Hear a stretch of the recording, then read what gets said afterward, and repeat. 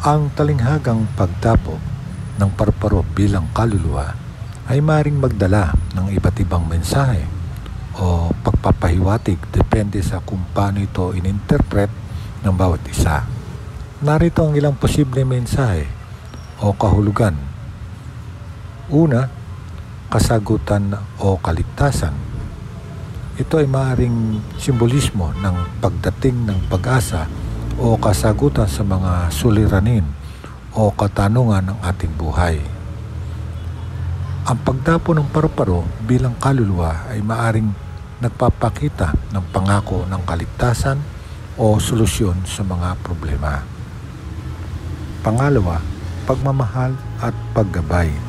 Maaaring ituring itong mensahe ng pagmamahal mula sa mga namayapa o isang tanda ng paggabay mula sa mga kamag-anak o mahal sa buhay o isang kaibigan na pumanaw na. Ito ay isang maaring magbigay ng kaginhawahan o kapanatagan sa mga naulila. Ang pangatlo, pagiging buhay.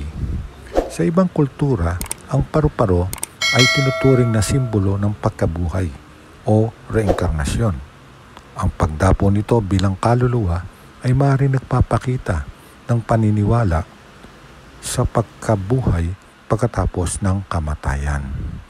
Ang interpretasyon ng talinghaga na ito ay nakasalalay sa personal na karanasan, kultura at paniniwala ng mga tao.